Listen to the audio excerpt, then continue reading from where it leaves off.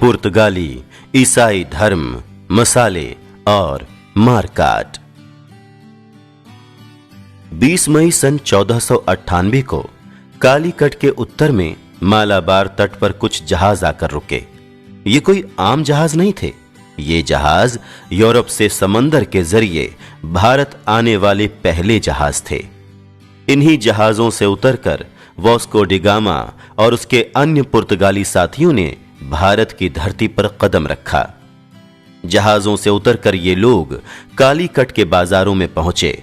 उस समय कालीकट शांतिपूर्ण व्यापार के लिए जाना जाता था और वहां दूर दूर से कई देशों के जहाज मसालों की खरीद के लिए आते थे। कालीकट आने के केवल 2 वर्ष बाद ही पुर्तगालियों ने व्यापार के लिए आए इन जहाजों पर कब्जा कर लिया। जहाजियों की निर्मम हत्या कर दी। कालीकट पर तोपें तानकर उसके मासूम निवासियों और उनके घरों को मिट्टी में मिला दिया। और इसी के साथ शुरू होता है भारत में पुर्तगाली और यूरोपीय शक्तियों का आतंक। शुरुआत से ही भारतीय मसालों की यूरोप में भारी मांग रही है। प्राचीन यूरोप के महान रोमन और ग्रीक साम्राज्य से लेकर पुनर्जागरण के बाद स्थापित हुए यूरोपीय साम्राज्य में भी भारतीय मसालों की दीवानगी थी। रोमन और ग्रीक साम्राज्य में भारत से मंगाए जाने वाले सबसे महत्वपूर्ण और मशहूर मसालों में काली मिर्च सबसे ऊपर थी।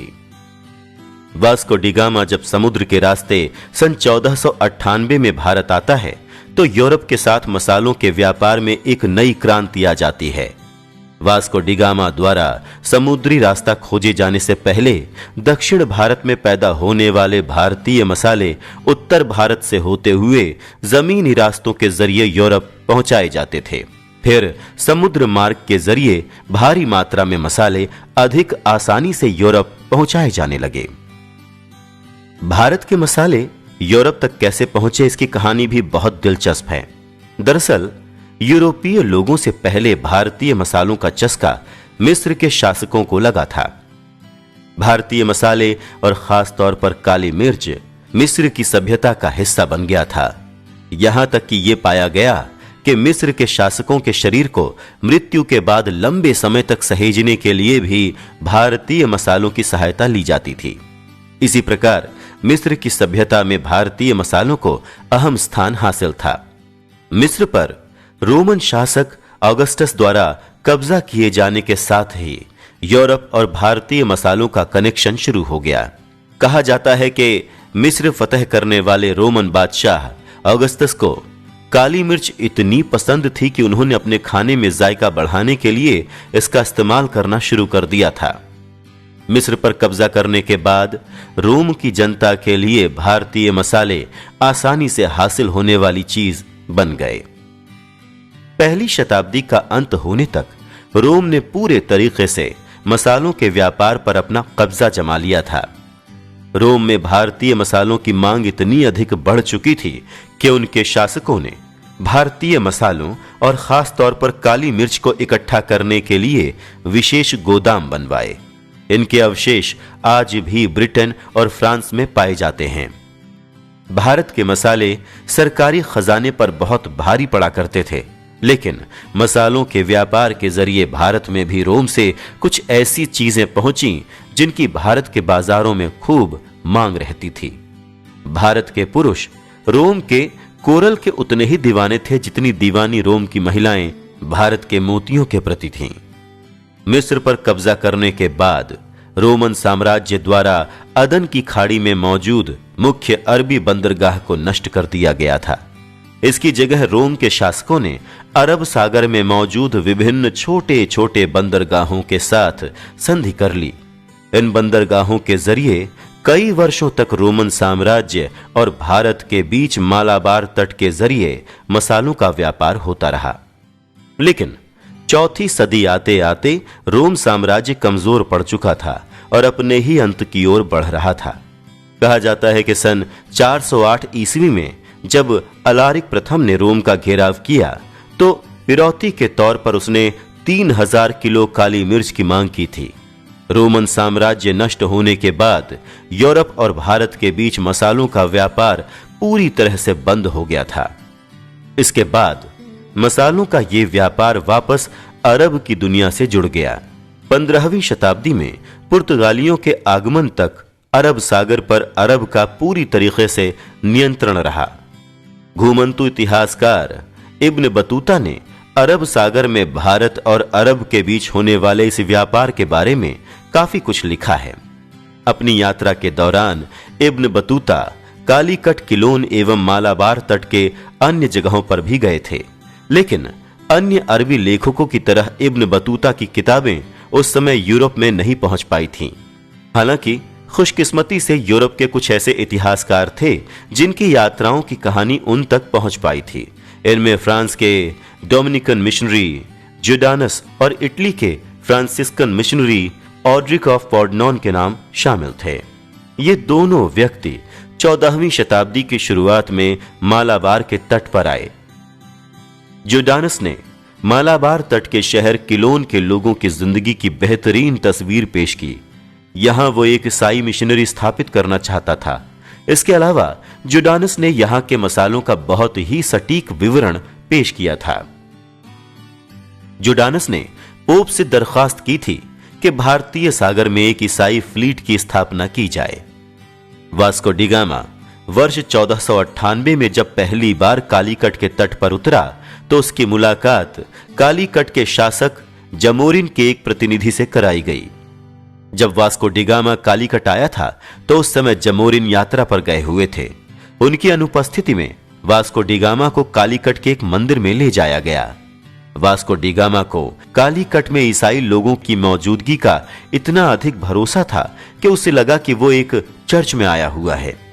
मंदिर में मौजूद देवताओं की मूर्तियों और ब्राह्मणों की वेशभूषा को देखकर उसे लगा कि यहाँ के ईसाई अपनी असली राह से थोड़े भटके हुए हैं। वास्को डी गामा की भारत यात्रा के दो प्रमुख मकसद थे। पहला मकसद था कि भारत में ईसाई लोगों की मौजूदगी की पुष्टि करना और दूसरा समुद्री व्यापार के लिए रास्ता खोजना, जिससे कि मुस्लिमों का मसालों के व्यापार पर एक छत्र राज खत्म किया जा सके। क्योंकि वास्को डी गामा कालीकट में बोली जाने वाली भाषा को अच्छे से नहीं समझता था और उसकी भाषा को भी कालीकट के लोगों के द्वारा ठीक से नहीं समझा जा सकता था, इसी कारण भ्रम की स्थिति पैदा हो गई। वास्को डी गामा का यह मानना था कि कालीकट के शासक जमोरिन की जनता ईसाई धर्म का पालन करने वाली है। कालीकट में वास्को डी गामा पुर्तगाल से कुछ सामान भी व्यापार करने के लिए लेकर आया था। हालांकि ये सामान कालीकट के व्यापारियों द्वारा शुरुआत में नहीं खरीदा गया। बहुत कोशिश करने के बाद वास्को डी गामा ने कुछ सामान बेचा और उसके बदले में मसाले खरीदकर अपने जहाज में भर लिए। उसके बाद 29 अगस्त सन 1498 को वो पुर्तगाल वापस लौट गया। हालांकि जाते जाते वास्को डी गामा 6 कालीकट के व्यापारियों का अपहरण करके उन्हें अपने साथ ले गया। वास्को डी गामा का पुर्तगाल लौटने पर जबरदस्त स्वागत किया गया था। पुर्तगाल के राजा को लगा कि वास्को डी गामा भारत के लिए समुद्री रास्ता खोलने के अपने उद्देश्य में सफल रहा है। वो भारत से कीमती मसाले लेकर आया है और साथ ही भारत में ईसाई धर्म भी खोज कर लौटा है। इस कारण पुर्तगाल के राजा ने वास्को डी गामा को विभिन्न पदों और उपाधियों से सम्मानित किया। वास्को डी गामा की यात्रा की सफलता से पुर्तगाल के राजा बेहद उत्साहित थे। वास्को डी गामा के पुर्तगाल लौटने के 6 महीने बाद ही पेड्रो अल्वारेस कैब्राल के नेतृत्व में 13 हथियार बंद जहाज भारत की यात्रा के लिए निकले। समुद्री यात्रा के दौरान 13 में से 7 जहाज दुर्घटना का शिकार होकर नष्ट हो गए। बचे हुए 6 जहाज 13 सितंबर 1500 ईस्वी को कालीकट के तट पर पहुंचे। वास्को डी गामा के व्यवहार की वजह से इस दफा जमोरिन पहले से ही सचेत थे। पुर्तगालियों के कालीकट के तट पर पहुंचने के बाद कैब्राल और मुस्लिम व्यापारियों के बीच झड़प हो गई। पुर्तगालियों ने यह दावा किया कि जमोरिन की ओर से उन्हें काली मिर्च के व्यापार पर सर्वाधिकार दिए गए हैं। इसके बाद कैब्राल के द्वारा 1 अरब के जहाज पर कब्जा कर लिया गया। इस कारण कैब्राल और मुस्लिम व्यापारियों के बीच दंगा हो गया और दंगे में करीब 20 से 30 पुर्तगाली जहाजियों की मौत हो गई। इस बात से कैब्राल बेहद गुस्सा हुआ और उसने कालीकट पर बमबारी करने के आदेश जारी कर दिए। पुर्तगाली जहाजों से की गई बमबारी में बहुत सारे कालीकट के मकान नेस्तनाबूद हो गए। कैब्राल के जहाजों ने लगातार 2 दिन तक कालीकट पर बमबारी जारी रखी। बमबारी करने के बाद कैब्राल अपने जहाजों के साथ कालीकट से भागकर कोचीन पहुंच गया। कोचीन और कालीकट के राजाओं के बीच आपसी रंजिश थी। इसी वजह से कोचीन के राजा ने कैब्राल का स्वागत खुले हाथों से किया। कैब्राल भी राजा के स्वागत से खुश हुआ और उसने दोस्ती का हाथ बढ़ाया। जब कैब्राल को मालूम हुआ कि जमोरिन के 32 जहाज उस पर हमला करने के लिए कोचीन की ओर बढ़ रहे हैं, तो वो वहां से भाग निकला। कोचीन से निकलकर वो कन्नानूर पहुंचा। कन्नानूर के राजा द्वारा भी कैब्राल का स्वागत किया गया। कन्नानूर से भी मसाले इकट्ठा करके कैब्राल पुर्तगाल लौट गया। 31 जुलाई सन 1501 को कैब्राल वापस पुर्तगाल पहुंचा। वो अपने साथ बेशकीमती मसालों की इतनी बड़ी मात्रा लेकर आया था कि उन्हें देखकर पुर्तगाल के राजा झूम उठे। हालांकि कैब्राल की यात्रा के कारण पुर्तगाल के राजा का भ्रम टूट गया कि मालाबार तट पर ईसाइयों का शासन है। कैब्राल अपने साथ ईसाई पादरियों का एक जत्था भी लेकर गया था, जिन्होंने यह सुनिश्चित किया कि मालाबार तट पर शासन करने वाले ईसाई नहीं बल्कि हिंदू हैं। हिंदुस्तान से लौटते समय कैब्राल कालीकट के राजा से अपने संबंध बहुत खराब कर चुका था, लेकिन उसने कोचीन और कन्नानूर में बेहद दोस्ताना संबंध स्थापित किए थे। इसी कारण मालाबार तट पर कोचीन पुर्तगालियों का सबसे बड़ा अड्डा बनने वाला था। कैब्राल के पुर्तगाल लौटने के 6 महीने बाद वास्को डिगामा दोबारा भारत की यात्रा के लिए निकला। उसके पास 15 समुद्री जहाज थे और पूर्वी अफ्रीका से निकलते हुए उसके साथ साथ 5 जहाज और जुड़ गए, क्योंकि पुर्तगाल के राजा को यह मालूम हो चुका था कि मालाबार में कोई ईसाई राजा नहीं है, तो इस यात्रा का मकसद पूरी तरीके से व्यापारिक रखा गया था। मालाबार तट की ओर बढ़ रहे वास्को डिगामा के जहाजों ने रास्ते में मक्का की तीर्थ यात्रा के लिए जा रहे मुस्लिम यात्रियों के एक जहाज को लूटने के बाद डुबो दिया, जिसमें 380 मुस्लिम यात्री सवार थे। इसके बाद वास्को डिगामा के जहाजों ने कालीकट के तट पर अपना लंगर डाला। कालीकट के जमोरिन कैब्राल द्वारा ढहाए गए आतंक को भूले नहीं थे। वास्को डिगामा को उन्होंने एक शांति समझौता करने के लिए पत्र भिजवाया। इसके जवाब में वास्को डिगामा ने कहा कि वो चाहता है कि कैब्राल के आदमियों को हुए नुकसान की भरपाई की जाए और साथ ही सभी अरब के व्यापारियों को कालीकट से निकाल फेंका जाए। इसके साथ ही वास्को डिगामा ने चेतावनी दी कि अगर ऐसा नहीं होता है तो वो अगली सुबह कालीकट पर बमबारी शुरू कर देगा। जमोरिन ने कहा कि वो इन शर्तों को मानने की स्थिति में नहीं है। जमोरिन का जवाब पाकर अगली सुबह वास्को डिगामा ने कालीकट पर बमबारी करना शुरू कर दिया। वास्को डिगामा के जहाजों द्वारा की गई बमबारी से कालीकट में आतंक फैल गया। अनगिनत मकान ढह गए और कई मासूम लोगों की जानें भी चली गईं।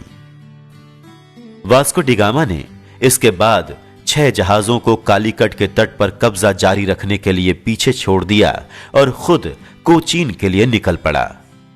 कोचीन पहुंचकर वास्को डिगामा ने वहां के राजा के साथ बेहतरीन संबंध स्थापित किए।